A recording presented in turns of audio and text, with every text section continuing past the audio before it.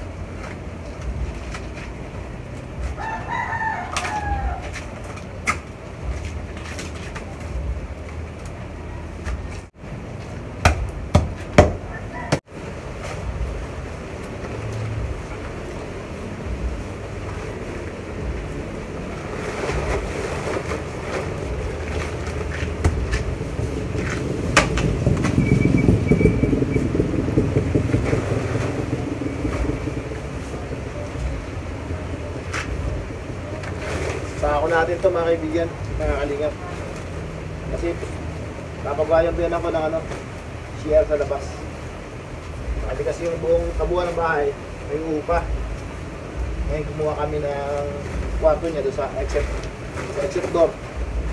Tapos may space doon sa labas. Doon tayo gagawa ng CR niya para hindi na makikishare doon sa upahan. Eh tatambak natin ito doon sa tabi natin tong lupa para hindi na tayo maghahanap. Kakalanganin din yung lupang to. Dikit.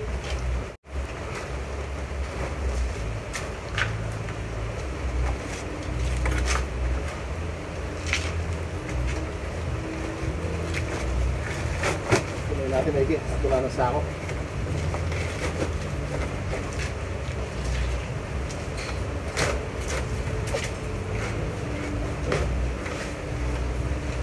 stress siya dahil ano yung ugat. Ugat ng mga halaman.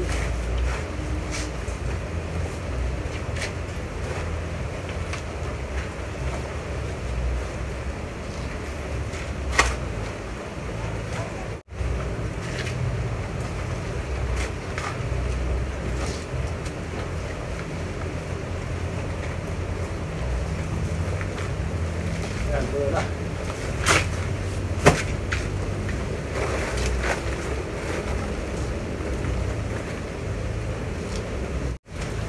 Hindi kasi makalipat yung lilipat.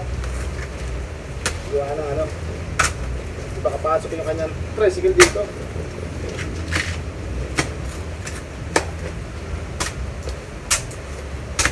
Mamaya, pakita ko sa inyo.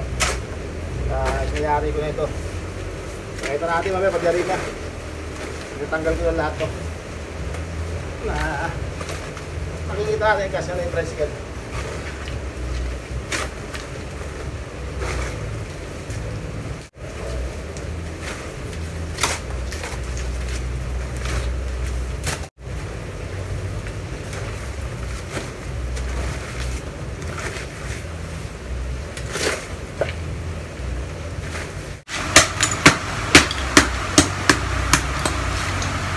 Bigyan lang ng bilang ng ito.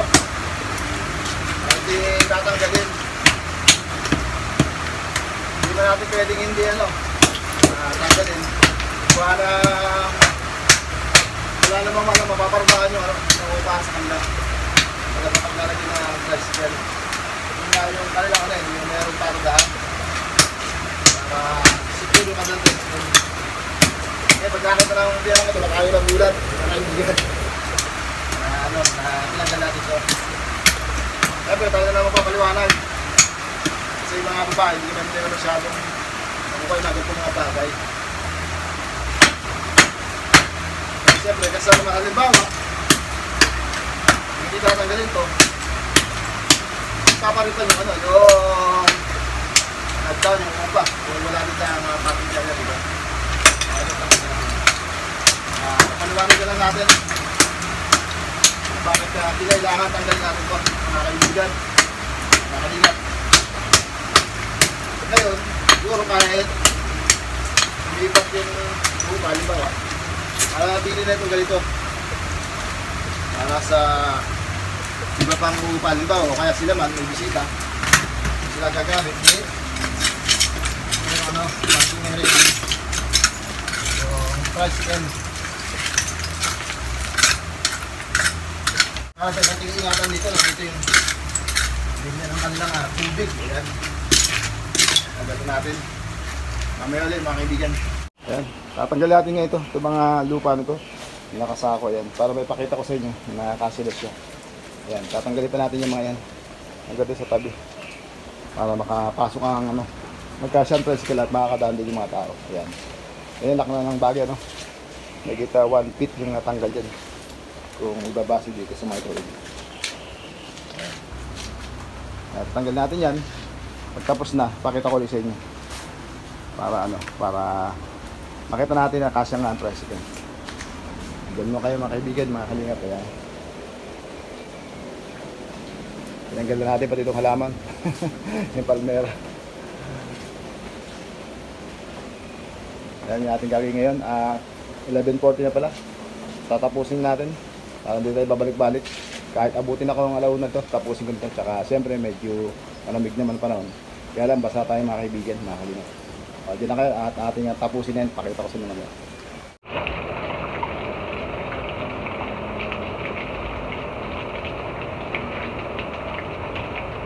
Kailangan natin sakripisyo ng halaman. Isa naman sa pagpasok. Kailangan natin tanggalin. Kaya ako napunta sa pinanggil. Okay na sana. Pero hindi, nagkabag siya. Hindi makakaibig yung tricycle. Kailangan natin pag-alsin itong halaman ito. Dahil delikado na siyang nakapanin dito.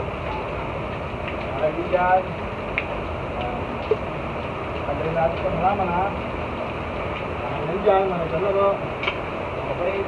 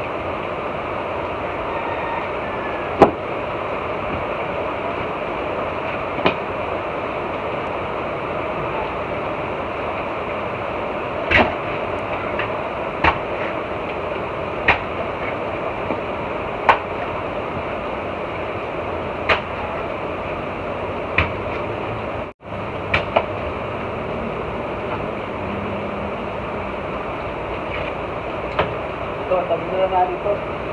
Ang fortune.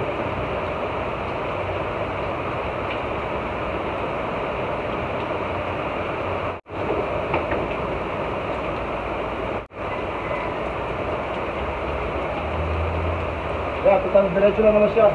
Hindi siya nakakasagabal na, nakakasakabal na siya. Okay na siya dyan. Para medyo, hindi masyadong mainit.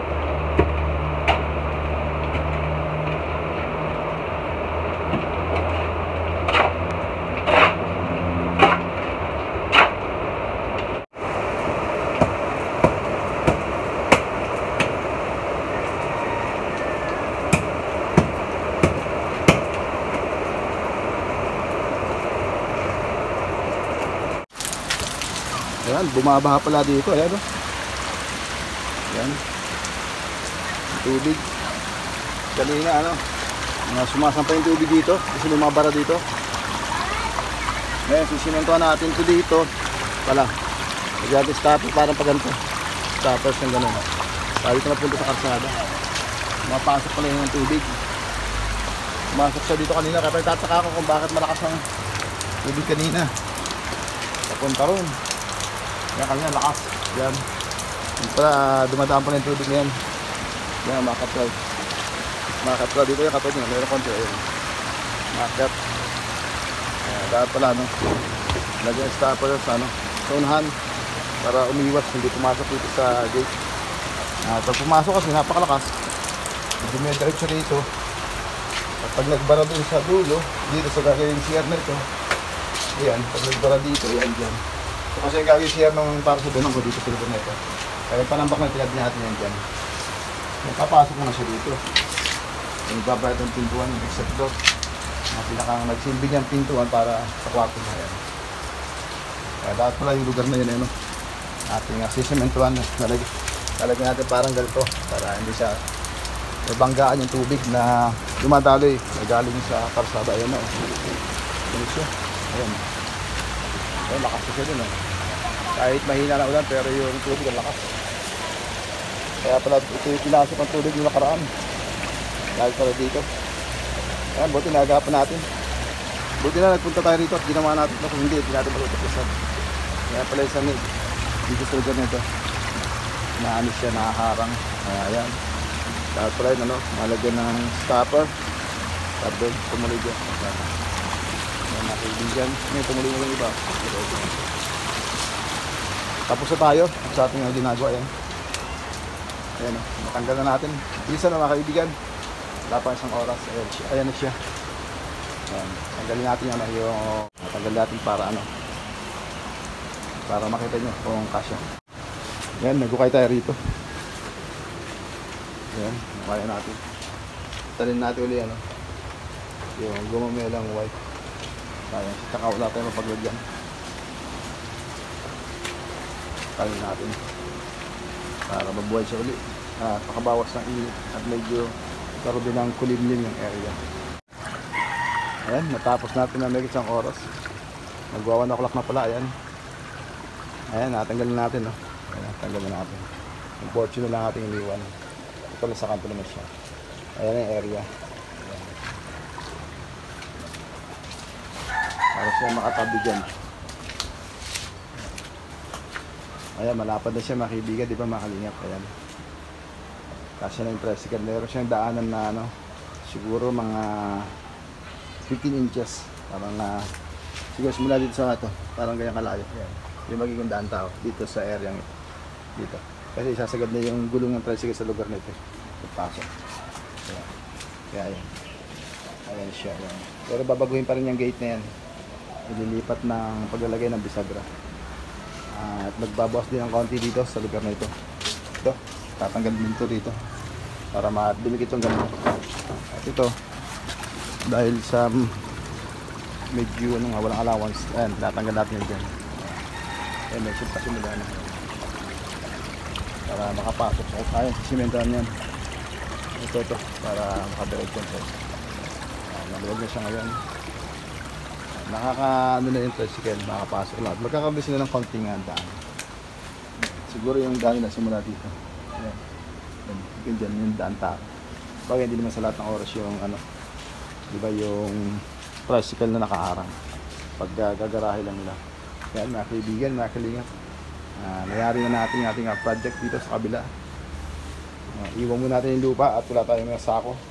Total gagamitin din naman natin yan doon sa kabilang side, tinuro kanina na paglalagyan ng CR pantambak. Tinanim natin pala yung ano, tinanim natin yung gumamelang, tinanggal natin doon, ayan, para matilis yung buhay. Ayan, nilipat natin dito, ayan, nakabaon na, parang original, no? Parang hindi ginalaw. Ayan, ayan na siya, tinali natin, ayan, tinali natin parang hindi nakaharang. Kasi mapaglagyan siguro dito sa kabilang bahay ito, itong porch, itong ano ba ito, palmera. Yan mga kalingap. Dito lang, bye bye. Shoutout sa inyo lahat, shoutout sa lahat ng viewers, kapwa YouTuber at mga supporter. Ganito lang, isang mapagpalang tanghal sa inyo lahat. At kakain na ako, magawa na ako, hindi na kayo mga kaibigan. Bye bye, God bless.